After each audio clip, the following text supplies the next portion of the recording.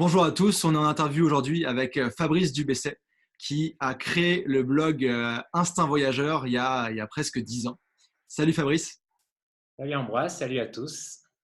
Donc Fabrice, t'es en direct aujourd'hui de Bogota en Colombie, c'est ça? Voilà, de Bogota, dans les quartiers nord de Bogota. D'accord. Donc j'ai la tempête de neige, etc. à Montréal et toi, tu es au soleil tranquillement. Euh, Alors, au soleil, là, c'est assez couvert ces temps-ci, mais bon, c'est clair qu'on est mieux qu'à Montréal en ce moment. Et qu'en France en ce moment. c'est sûr.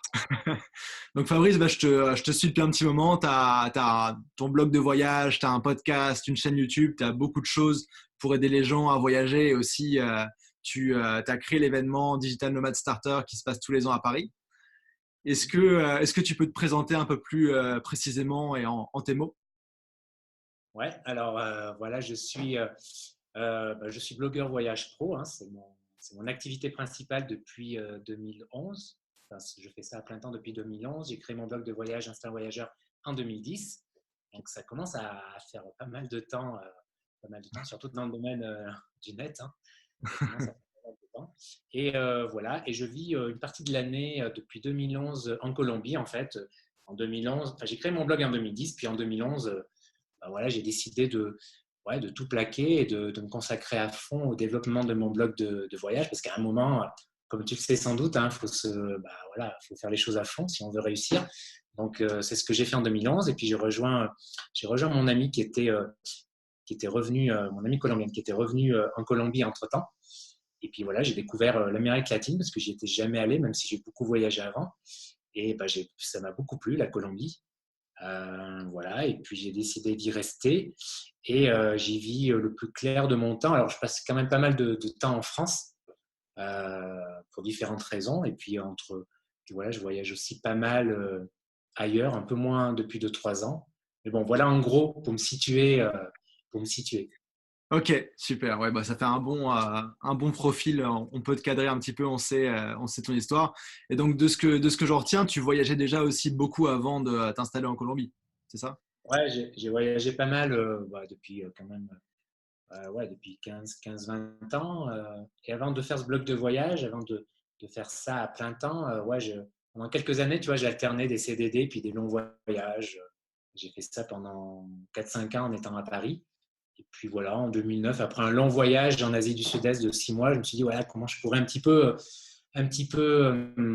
vivre, enfin, concilier les deux, tu vois, faire une activité que j'aime et qui me permette de voyager ou de vivre n'importe où. Et en fait, à la base, le but, c'était pas forcément de devenir blogueur voyage, parce que ça n'existait pas. Enfin, en France, du moins, il n'y avait pas de professionnels à l'époque. C'était les débuts même du blogging pro, d'une manière Mhm. générale, en fait. Ça existait un petit peu déjà chez les anglo-saxons, chez les Américains notamment.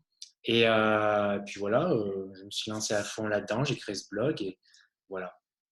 Ok, bah écoute, bravo pour ça. En tout cas, c'est vraiment cool de voir des gens qui se sont lancés il y a longtemps et qui sont encore là. Parce qu'il y en a qui changent de projet, mais toi, tu es toujours là avec le même blog.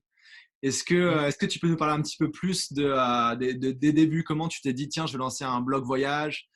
Qui ont été des inspirations? Comment tu t'es organisé au départ? Alors au début, comment j'ai lancé ce blog de voyage Comment j'ai lancé ce blog de voyage? Bah, il n'y avait pas de blog, il y avait pas de blog vraiment. Tu sais, la plupart des gens, ils partaient faire un tour du monde, ils faisaient un blog personnel et puis sur lequel ils partageaient voilà, leur trip avec leurs amis et puis après ils arrêtaient le blog, tu vois, une fois de retour en France. C'était un peu le truc classique. Enfin, d'ailleurs, ça continue, hein.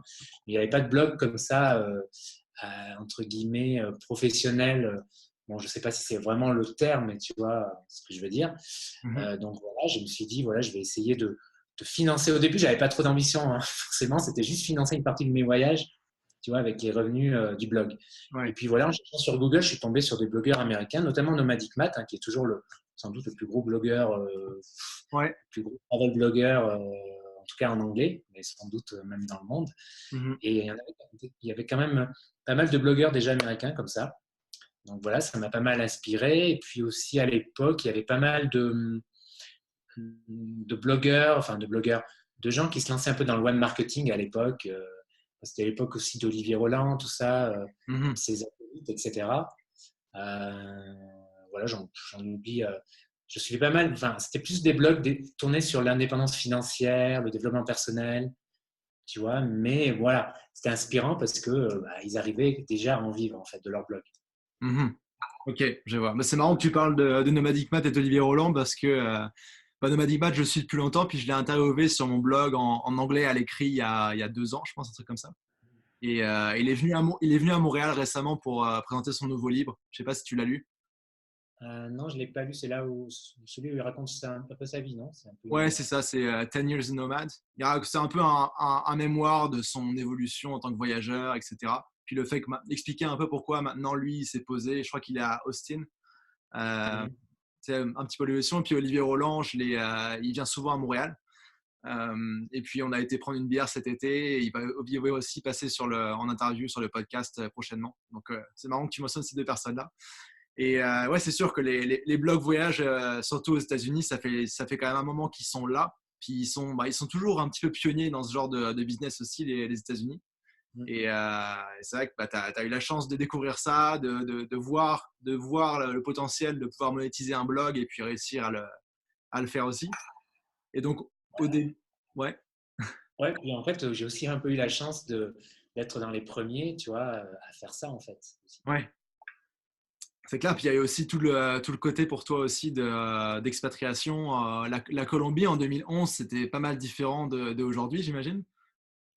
Ouais, il y avait moins de touristes forcément. Ouais, Euh, ouais, c'est clair qu'il y avait beaucoup moins de touristes parce que quand même, je crois que ça a été multiplié par 3 le nombre de touristes quand même depuis 2011, ouais. quand même. Et ouais, c'était encore plus hors des sentiers battus, quoi. Mhm. Ouais, moi, je me souviens, j'ai fait mon échange en Argentine en 2013 et j'ai une amie qui est partie en Colombie. C'est une amie qui est partie, une amie fille qui est partie en Colombie en échange. On était tous là, t'es sûr, ça va aller, etc. Et au final, elle a dit ouais, fallait faire attention, mais c'était bien plus safe qu'elle pensait. Puis après, je vois maintenant les hordes de nomades qui débarquent en Colombie tous les hivers, comme je te disais tout à l'heure. Ouais, c'est clair, il y en a de plus en plus, ouais. Ouais, bah, je Ouais, pense que c'est un. faut pas garder trop quand même. C'est toujours l'éternel, c'est le syndrome, ce que j'appelle le syndrome de la plage, tu sais, comme le film avec DiCaprio, c'est-à-dire bah, tu trouves un petit peu le paradis. Moi, la Colombie, c'est mon paradis, mais après, tu veux pas trop qu'il y ait trop de monde qui vienne, sinon c'est plus un paradis, tu vois. Ouais, ouais, Donc, ouais, c'est toujours la même problématique c'est clair. Ouais, classique de voyageur. ouais, je vois de quoi tu parles. C'est le film The Beach dont tu parles, ça, en Thaïlande? Ah, Ouais. ah, ouais. Moi, j'y suis passé. C'est vrai que ça a fait des ravages. Mm. Mais ouais, et donc comment ça s'est passé en 2011 quand tu disais tiens, la Colombie c'est fait pour moi, je m'installe là-bas. Comment tu t'y es pris pour je sais pas, les visas? Comment tu t'es installé là-bas, bouger tes activités de France en Colombie? Comment ça s'est Bah, passé? pour les visas, en fait, c'est simple. Pendant un certain temps, j'ai fonctionné avec le visa tourisme. Ouais, C'est-à-dire que tu peux rester 6 mois, même plus. Hein. Maintenant, c'est un peu plus strict, mais tu peux même rester plus 6 mois voilà, en bidouillant un peu. Et non, mes activités, moi, je suis toujours fiscalement en France, en fait. ok, Ça, d'accord. Ouais, parce qu'il y a j'ai toujours. il y a beaucoup de questions là-dessus aussi dans le monde des nomades. C'est un peu un flou sur est-ce que si tu habites ailleurs, tu bases ton entreprise où tu es, où tu vis, ou en France ou ailleurs. Et il y a différentes solutions là qui font des boîtes à Hong Kong, aux États-Unis, etc. Mais ouais. Ouais, c'est complexe. C'est complexe. C'est complexe. Et en tout cas, de toute manière, au début, dans toute lance, à mon avis, il faut faire simple, quoi. Pour rester en France, déjà, tu sais même pas. Au moins que si tu te lances dans une nouvelle activité, bah, tu n'as pas vraiment de recul. Tu ne sais pas si ça va vraiment forcément beaucoup marcher, bien marcher, etc. Le plus simple, c'est quand même de rester en France, d'optimiser ça, en fait. Et Mhm. ensuite, voir, en effet, voilà, si ton chiffre d'affaires augmente, si tu passes la plus grande partie de ton temps en dehors de France, éventuellement, tu peux penser, en effet, à voilà, créer une société à l'étranger, quoi. Pourquoi pas. Mhm.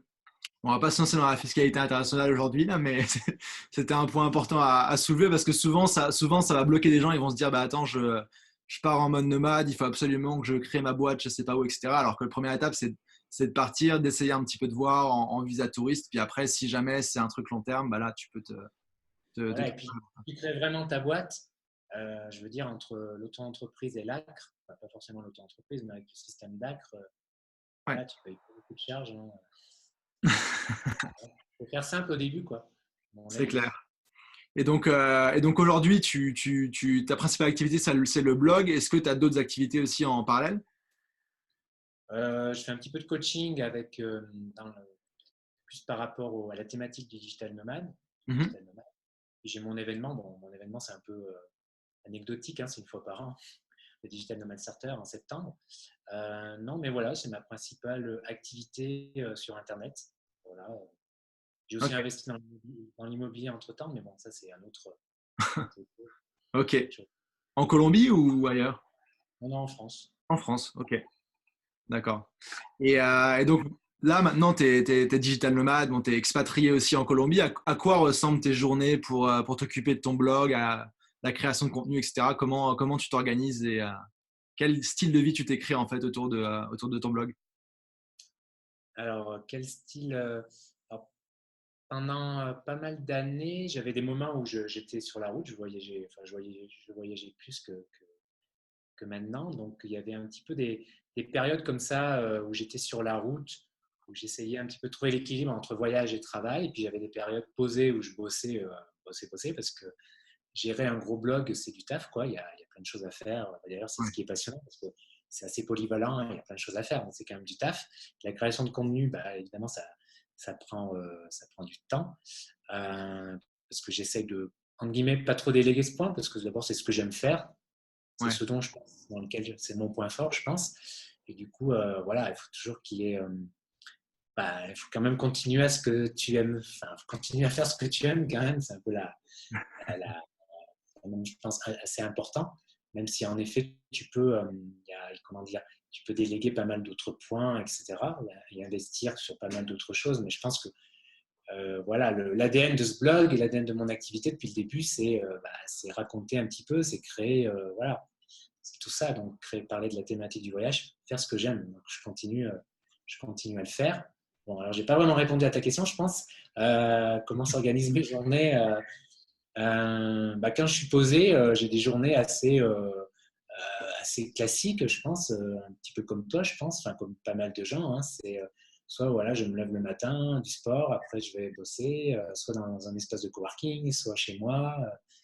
Voilà quoi, c'est rien de très. Voilà, je sais pas si j'ai répondu à ta question. ouais, c'était ça. Ok. Bah écoute, c'est chacun son organisation aussi et son style. Il y en a au début quand ils viennent nomades ou qui travaillent sur leur projet, ils prennent des styles de vie complètement fous. J'ai connu des développeurs qui travaillaient la nuit et qui dormaient la journée, etc. Bon, après, à terme, est-ce que c'est conciliable avec une vie normale et souhaitable? Ça dépend de chacun. Mais ouais, il y a une certaine routine à trouver aussi quand tu travailles sur tes propres projets parce que là, tu n'as plus personne qui te dit quoi faire ou c'est toi qui te fixes tes deadlines, c'est toi qui te fixes tes objectifs. Et je pense que c'est la détermination et la motivation qu'il faut trouver en soi aussi et comment on arrive à organiser ça dans le day-to-day.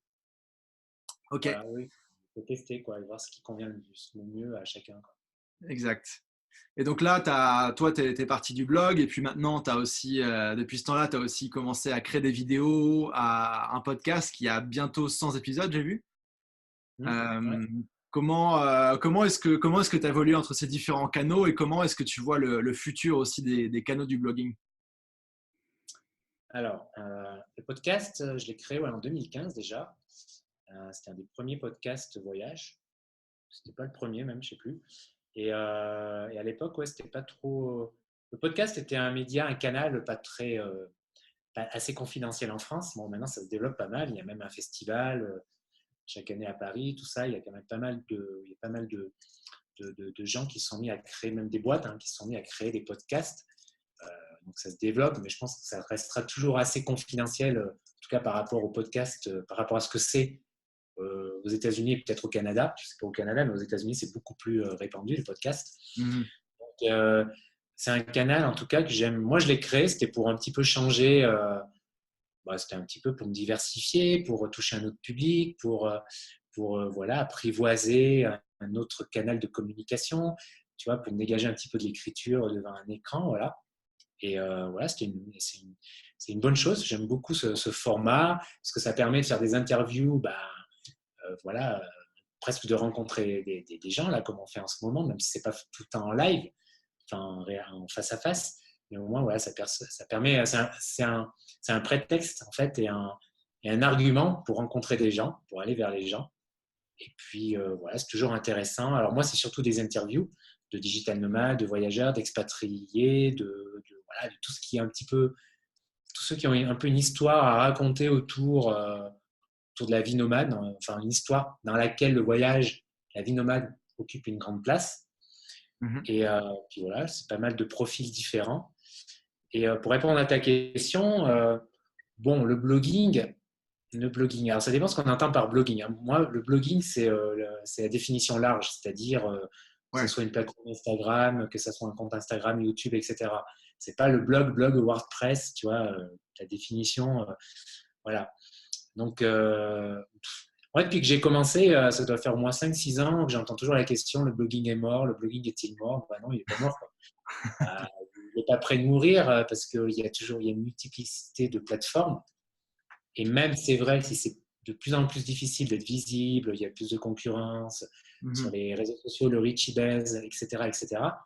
Le fait d'avoir une plateforme qui permet de t'exprimer, d'exprimer un message, tu vois, de parler en face d'une communauté, ça, c'est pas prêt de mourir, en fait. C'est pas un phénomène de mode, c'est un phénomène de fond, tu vois. Donc ça, c'est pas prêt de mourir. Après, en effet, les plateformes, en effet, l'importance de chaque plateforme, elle change, oui, ça évolue. Mais même le blog WordPress, enfin, même le blogging, hein, c'est toujours d'actualité. Enfin, il y a des gros blogs qui marchent, il y a des blogs qui se développent, il y a des success stories, voilà. Ok, ouais. Faut s'adapter, quoi. Ouais, c'est ça. Je partage un petit peu la même vision que toi, que c'est toujours un canal qui est d'actualité et qui continue d'avoir un intérêt. Il y a une tendance quand même aussi à la vidéo en ce moment. Mais après, le blog en tant que tel, si on parle du blog, de la plateforme, du WordPress, c'est quelque chose que tu contrôles toi. Et c'est même aussi peut-être un moyen, tu peux référencer tes contenus. Toi, tu fais ça avec ton podcast, par exemple. Il y en a qui le font avec leurs vidéos. C'est un peu ton hub, ta place que tu te fais en ligne. Et donc, c'est un truc important à regarder. C'est comme l'email list aussi. Sans email list, tu es un peu à la merci des Google, Facebook et compagnie. Et, Ouais, voilà, avoir un blog et l'email, c'est sans doute les deux canaux les plus, je cherche le mot, les plus privés, les plus privatifs, les plus ouais, je vois ce qui sont à toi, que tu contrôles, quoi. sur lequel tu as un peu t'as plus de latitude, quoi. Ouais, exact. T'as pas de format forcément précis à respecter, quoi. Voilà, tu dépends un peu moins d'algorithmes qui changent comme ça du jour au lendemain. Enfin, le SEO, non. Le SEO, c'est toujours le cas, mais il y a quand même plus de critères. Enfin, il y a beaucoup plus de critères que Instagram. Voilà.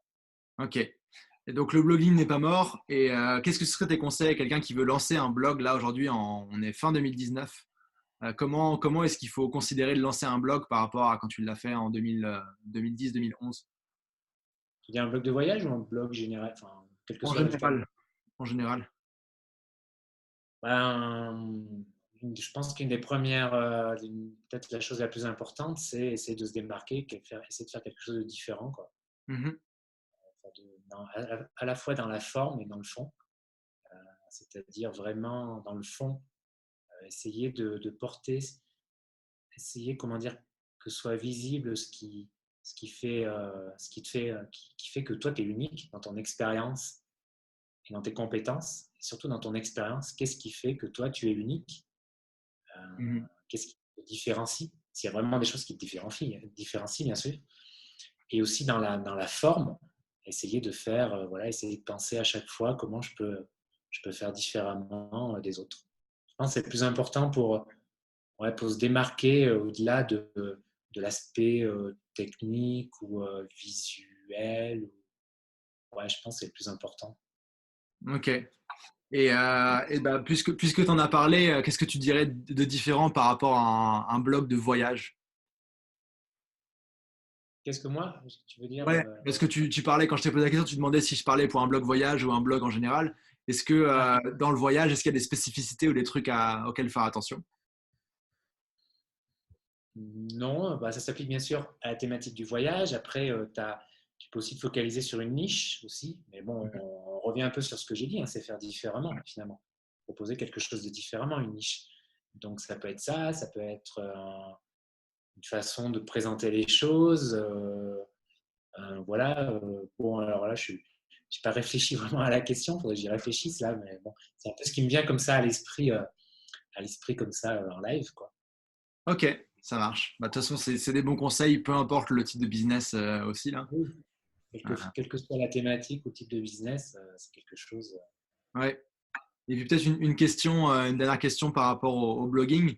Donc toi, ça va faire maintenant presque 10 ans ou 10 ans que tu es dans ce blog-là et dans cette thématique-là. Comment est-ce que tu fais pour pas te lasser et continuer à être tu sais, régulier dans tes contenus et dans ton travail? Parce que j'en connais qui lancent un blog et puis au bout d'un an, ils se lassent et ils arrêtent et ils changent. Et c'est quoi tes secrets par rapport à ça? Alors, déjà, il y a la chose la plus importante qui n'est pas vraiment un secret, c'est que bah, en fait, j'aime ça, quoi. Ça m'inspire. Bah, je pense que c'est vraiment mon truc. Enfin, mon truc. Même si je voyage beaucoup moins, hein, je pense que j'ai toujours. Ouais, c'est un domaine, une thématique qui m'intéresse. J'ai toujours des trucs à dire. Je sais pas, ça m'inspire toujours. Je pense qu'à la base, c'est mon truc, tout simplement. Euh, mais quand j'ai lancé mon blog, tu vois, j'ai vraiment réfléchi à la question. Tu vois, je ne me suis pas lancé comme ça en me réveillant au saut du lit le matin en me disant j'ai créé un blog de voyage. Non, j'ai vraiment pensé est-ce que j'allais pouvoir. Tu vois, j'ai fait une liste au moins de 100 sujets. Tu vois, j'ai quand même essayé de voir si je pouvais au moins tenir, si j'avais des choses à raconter au moins un minimum. Tu vois, évidemment, et puis, il faut que tu sois passionné. Voilà. Donc ça, c'est un peu la base. Mais voilà, j'allais dire, ça, c'est peut-être quelque chose que tu contrôles pas vraiment, hein. C'est soit tu aimes vraiment la thématique, ça t'inspire, etc. Et voilà. Et puis même, après, je peux comprendre aussi qu'on en est, qu'il y ait de la lassitude, ouais, qu'il y ait de la lassitude. Alors moi, je te dis pas que j'en ai pas eu, que des fois j'en ai pas, hein. J'en ai eu des périodes là, il y a 2 ans, où j'avais une certaine lassitude. Parce que quand tu parles quand même de quelque chose pendant longtemps, ça fait quand même 8 ans, 9 ans, ouais, 9 ans. Quand même, c'est énorme, c'est beaucoup. Moi, j'ai la chance d'être très créatif, je pense. J'ai toujours pas mal d'idées. Voilà, c'est mon point fort et ça m'aide beaucoup à ne pas me lasser et à me renouveler. Après, bah, j'ai créé mon podcast aussi. C'était une façon de briser, voilà, de me renouveler un petit peu, de créer un petit peu quelque chose, même si c'est sur la même thématique, mais c'est un autre canal. Ça permet, comme je disais, de rencontrer d'autres personnes. Voilà, tu apprends bah, comment tu fais un podcast, tu vois, tu apprends de nouvelles choses. Donc, c'est une manière euh, voilà, de ne pas être dans la routine, en fait. Pareil, il y a les vidéos après aussi. Euh, voilà, en gros. Ok, top.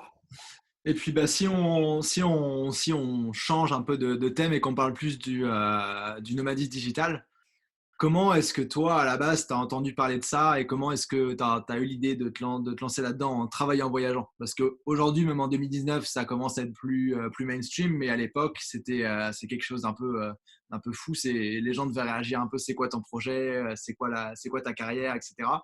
Comment est-ce que toi, tu as découvert ça et tu t'es lancé là-dedans? Quand j'ai lancé mon blog de voyage en 2010-2011, je crois pas que j'ai employé le terme digital nomade. Ouais. Je n'avais pas le terme digital nomade encore. Pour te Non, définir c'est. toi, peut-être, ou Pardon? peut-être pour te définir toi? Ouais, voilà, je n'employais pas ce terme pour me définir, Mhm. même si le terme existait hein, chez les anglo-saxons. Digital nomade ou location independent, plutôt ils utilisent aussi ce terme, enfin ils l'utilisent toujours, mais ça existait déjà. En effet, en France, ouais, ça n'existait pas trop, hein, c'était assez confidentiel, même si je ne sais même pas si Tim Ferriss l'a utilisé dans son livre La semaine de 4 heures. Il me semble pas. Il me semble pas, non. Ouais, il parlait d'autre chose, mais il ne faut pas qu'il utilisait ce terme. Bah, le terme, après, peu à peu, voilà, il s'est un peu plus répandu.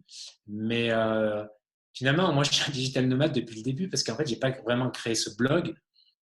Moi, ma motivation, si tu veux, au début, c'était vraiment créer ce blog pour pouvoir voyager et vivre comme je le souhaitais n'importe où.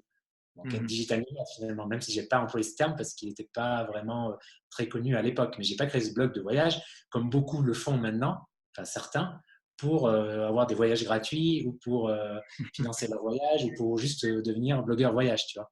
Ouais.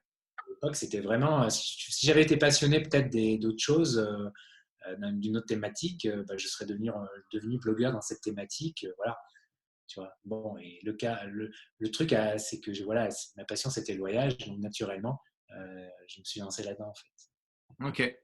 Et puis petit à petit, tu as commencé aussi à créer du contenu autour de ça dans ton blog et aussi tes autres canaux, c'est Ouais, ça? un peu plus, mais bon, ouais, c'est encore, je vais peut-être en créer un peu plus de contenu, mais en fait, je parle pas mal de voyages, donc j'en parle des fois. Oui, je parle un peu du thème digital nomade, forcément, parce que c'est un petit peu, c'est quand même deux thématiques très proches quand même. Parce que quand tu es digital nomade, tu voyages, forcément. Après, il y a une thématique dont je ne parle pas sur mon blog. En tout cas, bien sûr, c'est tout ce qui est un petit peu création de business sur Internet. Mhm. Là, ouais, bon, je pourrais en parler, mais bon, je préfère quand même rester plus voyage, en tout cas sur mon blog. Euh, et ça, cette thématique, j'essaie plus d'en parler sur d'autres canaux de diffusion en tout cas. Ok, d'accord. Et puis, raconte-nous peut-être un petit peu aussi, parce que sur ton blog, tu mentionnes le nomadisme digital, etc. Mais tu as quand même créé un événement annuel par rapport à ça. Comment tu as eu l'idée, avec qui tu t'es associé et comment ça se passe? Alors, on l'a créé en 2017 avec Callaghan, c'est un ami qui a un blog du même nom, qui parle aussi pas mal de voyages et d'Internet. Enfin, maintenant, il fait pas mal d'autres, il est sur pas mal d'autres projets qui sont différents, mais voilà, on l'a créé en 2017. Donc, ça a lieu chaque année à Paris, fin septembre. Et comment c'est venu l'idée? Bon, on avait envie de. Là aussi, c'était une façon en fait de se renouveler en fait, tu vois, de pas tomber dans la routine, c'est-à-dire de créer un événement cette fois-ci, Mhm. de créer autre chose, parce que j'ai écrit des e-books aussi, voilà, mais c'était une autre façon de se renouveler en fait, de créer un événement, avoir des gens en face, rencontrer des gens en live, et c'est clair que c'était génial, hein, dès le premier événement. Enfin, en tout cas, c'est quelque chose que j'ai beaucoup aimé, qu'on a beaucoup aimé faire, l'ambiance, créer le truc. Alors, c'est beaucoup de travail, beaucoup de logistique, évidemment. Ouais. Ça, c'est le côté, voilà, le point négatif.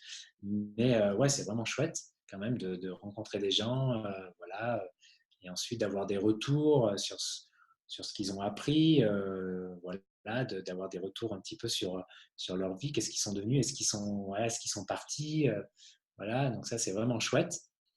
Et, et voilà, c'est quelque chose qu'on continue. J'espère qu'il va être renouvelé chaque année, qui sera renouvelé en tout cas l'année prochaine, voilà, qui va un petit peu grossir, j'espère. Voilà. C'est notre petit truc là. On se retrouve en septembre chaque année à Paris. Voilà, c'est un petit point de repère en plus. Voilà, c'est sympa. C'est une Ok. quelque chose Ouais, que j'aime beaucoup. c'est cool, j'en ai fait quelques-uns aussi d'événements digital nomade à Montréal ici, là. Notamment un en décembre 2018, du coup, où on était pas mal, je pense on était 80, et avec différents nomades il y a un ami qui est en Roumanie, d'autres qui font des vidéos partout autour du monde, tout le monde s'est réuni, tu vois, pour faire des présentations, un panel, etc. C'était assez intéressant aussi comme expérience. Moi, j'ai fait beaucoup d'événements en e-commerce, comme je te disais, mais du côté digital nomade, je sais pas, il y a une genre de vibe ou de passion autour de ça. Tu vois, on a été prendre une bière après, on était je pense, une quinzaine de l'événement. Et moi, j'adore en tout cas le genre de personnes que ça te fait rencontrer, ces événements-là. Parce que c'est des gens qui se bougent pour créer le genre de vie qu'ils veulent, qui veulent créer des business et qui en veulent, quoi. Je sais pas ton expérience, toi, par rapport à ça. En fait, ouais, en tout cas, c'est toujours des gens, il y a plein de profils variés. Enfin, en tout cas, les participants qui viennent au Digital Nomad Starter, le profil est très varié, que ce soit les âges, le profil professionnel, etc. Mhm. Mais en tout cas, ils ont tous en commun voilà, de vouloir changer, de changer de vie, en fait. De faire quelque chose qui leur ressemble plus, de faire quelque Mhm. chose, tu vois, voilà, d'être plus en phase avec eux-mêmes, en fait. Donc ça, c'est vraiment leur point commun. Ensuite, les profils ou les projets, parce qu'après, il y a un peu de tout, tu vois. Le digital nomade, tu es un peu entre le voyage et le business sur Internet. Donc, il y en a qui sont un peu plus voyage, d'autres qui sont un peu plus business sur Internet. Ouais. Donc, c'est aussi pas forcément facile de trouver le message, en fait, entre les deux. Mhm. Euh, voilà, parce qu'il y en a qui sont pas très business, enfin, etc. Donc, ça peut être l'inconvénient, en fait, aussi. tu vois, d'être un petit peu à cheval entre les deux. Mais voilà, c'est assez varié, assez riche. Et voilà. Et d'ailleurs, il s'appelait comment ton événement à Montréal? C'était un truc un peu informel ou... Comment ça s'appelait? Je ne sais plus le nom qu'on lui avait donné. Peut-être conférence digital nomade, le devenir et le rester, un truc comme ça. D'accord. Puis j'ai organisé aussi des apéros digital nomades ici à Montréal. Là, donc il y a une communauté assez active ici. Il y a pas mal de monde qui passe par Montréal en fait parce que vu que c'est bilingue et qu'il y a des gens de partout aussi ici, il y a plein de Colombiens à Montréal par exemple. Bah, c'est assez varié. Et il y a des coworking toutes les semaines de nomades par exemple à Montréal. Donc il y a des choses qui se passent aussi ici. Il y a même un nomade co-living qui a ouvert aussi D'accord. créé par Maria que j'avais eu en interview cet été. Donc il y a des choses qui se passent aussi à Montréal par rapport à ça. D'accord. Ah ouais, elle a créé un co-living à Montréal, carrément. Ouais, ouais, ouais. Une grande structure? Quand même, je crois qu'il y a une petite vingtaine de chambres. Elle a acheté une maison en fait en ville. Et ce qui est marrant, c'est que le co-living il tourne, mais elle est partie en mode nomade. Là, je crois qu'elle est au Mexique en ce moment. Donc elle a réussi à faire ça assez cool. Bien, bien. Et puis bah, par rapport à l'événement et ton apprentissage là-dedans, ce serait quoi tes conseils à quelqu'un qui découvre le monde du nomadisme digital, qu'on découvre qu'on peut voyager en travaillant? Ce serait quoi, mettons, tes trois meilleurs conseils pour cette personne-là Pour une personne qui est intéressée par ce mode de vie, qui veut devenir nomade digital, ouais, qui ne sait pas trop par où commencer? bah, le premier conseil, peut-être, ça serait de se rendre compte si c'est vraiment fait pour elle, parce que Mhm, c'est un peu spécial. C'est un mode de vie qui a aussi ses inconvénients, donc notamment la solitude, par exemple, enfin une certaine solitude du moins, etc. Donc aussi l'insécurité, peut-être pour certains. Ça dépend de comment. Voilà, les gens sont pas forcément, on n'est pas tous sensibles, on n'est pas tous égaux par rapport à l'insécurité, tu vois. Donc mhm, c'était le premier conseil, ça serait de tester en fait, de partir. Si elle a déjà une activité, tu vois, de partir 2 semaines, même sur ses vacances, ou un mois pour tester, en fait, dans un pays assez proche, mhm. pour voir si elle arrive à bosser, si ça lui va, en fait, si elle se sent bien. Ouais, Troisièmement, ça serait d'essayer de rencontrer des gens comme elle, de rencontrer, voilà, de parler, d'échanger avec des gens comme elle. Et le troisième conseil, ça serait de devenir digital nomad starter l'année prochaine. Voilà. ok, ça marche. Bah écoute, c'est noté. Et puis peut-être une autre question aussi par rapport à ton évolution. Et moi, je suis un peu dans ce cas-là aussi. La limite entre digital nomade et expat. Parce qu'on voit beaucoup de gens qui commencent en mode digital nomade, qui bougent tout le temps, puis au bout d'un moment, bah, ils s'installent quelque part. Comment est-ce que toi, tu vois ça et comment tu l'as vécu? En fait, c'est une évolution assez normale, je pense. C'est une Mhm. évolution qu'on a tous à un moment. Il y en a en effet le cliché un peu romantique du digital nomade, c'est celui qui voyage tout le temps, qui change de pays tous les mois. Alors, il y en a qui le font au début. Ouais, Je dis pas, déjà, c'est pas tout le monde qui fait ça au début. Il y en a qui le font, mais de toute manière, c'est toujours pour un temps donné, limité. ouais, Parce que voilà, parce que si tu veux vraiment développer ton business, il faut quand même une certaine routine. Donc, une certaine routine, ça impose de se poser un minimum. mhm. Voilà, et puis, déjà, c'est fatigant, ça demande beaucoup d'énergie de bouger, etc. Donc ça, c'est l'évolution quasiment générale. Voilà, tu passes de digital nomade tout foufou, on va dire, à semi-nomade. Et puis après, voilà, tu peux te poser comme moi dans un pays que tu apprécies, etc. Et, mais en fait, ouais, moi, là, tu vois, j'ai encore j'ai du mal un peu à me dire que je suis expatrié en Colombie. C'est pas vraiment un terme, vraiment. Enfin, quelque part, je le suis, mais je me retrouve pas quand je rencontre d'autres expatriés ici, tu vois, je me retrouve pas vraiment. C'est un petit peu différent. Alors, je suis un digital nomade expatrié, si tu veux. Mais ça c'est un peu une histoire de mots. Moi, je pense que le plus important, et c'est ce que j'aime dire, c'est ce que je répète tout le temps au Digital Nomad Starter, que Digital Nomad, en fait, c'est quoi la définition? C'est avoir le choix. C'est ça le plus important. C'est avoir la liberté et le choix de t'installer en France, dans un village, dans la Creuse si tu veux, et de plus bouger pendant 2, 3 ans. Et puis après avoir envie de partir un an et d'enchaîner 3 pays tous les mois, tu vois, c'est avoir le choix de partir chaque hiver, te poser, de partir chaque hiver à l'autre bout du monde sous les tropiques. Tu vois, même si tu le fais, la façon dont tu le fais et même si tu le fais pas, à la limite, on s'en fout. L'important, c'est d'avoir le choix de le faire quand tu veux, en fait. Voilà. Ok, C'est ouais, d'avoir c'est la liberté que ça t'offre en fait. voilà, c'est l'indépendance géographique et c'est cette liberté-là, cette liberté que ça t'offre, voilà, d'avoir le choix de le faire ou pas quand tu veux, où tu veux. Ok. Ouais, bah, je te rejoins un peu là-dessus aussi. Puis je pense qu'il y a autant de définitions de digital nomade que de digital nomade. Chacun trouve un petit peu sa formule magique parce que c'est ça aussi l'intérêt de la chose. Et ouais, c'est Voilà. vrai il y a plein de définitions différentes. Il y en a qui se disent digital nomade, mais qui voyagent plus. Tu vois, ils ont gardé ce terme-là. Il y en a qui partent en vacances et qui regardent leur mail et ils pensent qu'ils sont digital nomades. Tu vois, donc tu as un peu de tout là-dedans aussi. Ça marche. Et bah, écoute, on s'approche de la fin de l'interview. Et en général, moi, j'aime bien poser trois petites questions rapides pour mieux te cerner. Et puis comparer aussi les réponses entre les interviewés. Donc la première question, c'était quoi ou c'est quoi ton pays préféré en tant que digital nomade? Où tu as adoré le pays, mais tu as pu quand même bien travailler et être assez confortable. Alors, est-ce que je dois citer la Colombie? Parce que forcément, si Ouais, je suis là depuis longtemps, c'est ça j'adore. que j'avais comme réponse en tête là, en posant la question, mais tu es libre. Bah, alors déjà, je vais parler quand même de la Colombie parce qu'en effet, je pense que pour moi, c'est une des meilleures destinations d'Amérique latine pour à la fois voyager et y vivre, ce qui n'est pas le cas de toutes les destinations parce que tu as des pays, c'est vraiment sympa d'y vivre. Tu vois, tu en as d'autres, c'est sympa d'y voyager, mais y vivre, du genre l'Inde, tu vois, moi, je pense qu'il y a beaucoup de gens qui se rejoignent sur ça. L'Inde, pour y vivre, c'est chaud un peu. Enfin, c'est assez exigeant, tu vois.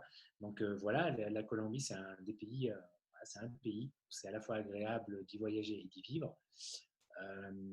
Et puis bon, quand même, à part la Colombie, bon, après, il y a un peu plus les classiques. Hein. Le Portugal, j'aime beaucoup. Mhm. Euh, j'ai découvert cet été à Athènes. Et Athènes, à mon avis, c'est vraiment un chouette endroit pour rester quelques mois. Tu vois, je me disais peut-être c'est un lieu qui va devenir un petit peu à la mode, tu vois, comme Barcelone ou Lisbonne. En tout cas, ça a le potentiel, en tout cas, pour être un futur Lisbonne, tu vois, parce que c'est des villes qui se ressemblent beaucoup. C'est une capitale, c'est près de la mer, c'est pas cher, la gastronomie c'est cool, il y a plein de choses à voir, à faire. Tu vois, c'est Mhm. pas mal.